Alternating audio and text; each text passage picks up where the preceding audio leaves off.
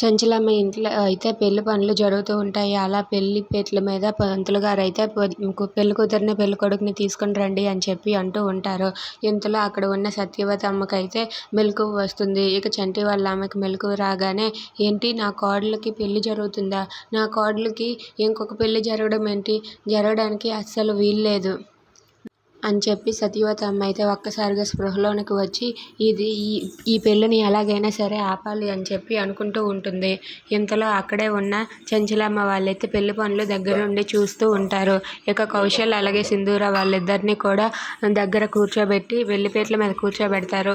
ఇక వాళ్ళిద్దరి చేత కూడా గౌరీ పూజను జరిపిస్తూ ఉంటారు. ఇంతలో సింధూర తన చేతిలో అయితే విషయాన్ని పట్టుకొని ఉంటుంది. తాళి కట్టే సమయానికి దీన్ని నేను మింగేస్తాను, అది చంటి ఆపకపోతే అని చెప్పి అనుకుంటూ ఉంటుంది. ఇక అక్కడే ఉన్న విజయమ్మ, చంటి, కళింగ వీళ్ళందరూ కూడా అలా పెళ్లిని చూస్తూ ఉంటారు. ఇక సింధూర, కౌశల్ వాళ్ళిద్దరూ అయితే గౌరీ పూజ చేస్తూ అక్కడ అలా కూర్చొని ఉంటారు. సింధూర మాత్రం చాలా బాధపడుతూ ఆ విషయం వైపే చూసుకుంటూ ఉంటుంది.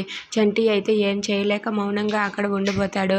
ఇక అక్కడే ఉన్న చంచలమ్మ అయితే ఈ పెళ్లికి ఎలాంటి ఆటంకం రాకుండా పెళ్లి సవ్యంగా జరగాలని చెప్పి చంచలమ్మ కంగారు పడుతూ ఉంటుంది. అలా వాళ్ళైతే పెళ్లిని దగ్గరుండి చంచలమ్మ, కేశవ వాళ్ళిద్దరూ కూడా జరిపిస్తూ ఉంటారు. ఇంతలో అక్కడ ఉన్న స్పృహలోనికి వచ్చిన సత్యవతి అమ్మ అయితే పరిగెత్తుకుంటూ ఈ పెళ్లిని ఎలాగైనా ఆపాలి అని చెప్పి అక్కడికైతే పెళ్లి మండపానికి రావడానికి పరిగెత్తుకుంటూ వస్తూ ఉంటుంది. ఇక ఆ పెళ్లిని సత్యవతి అమ్మ ఆపగలదా? Please subscribe our channel.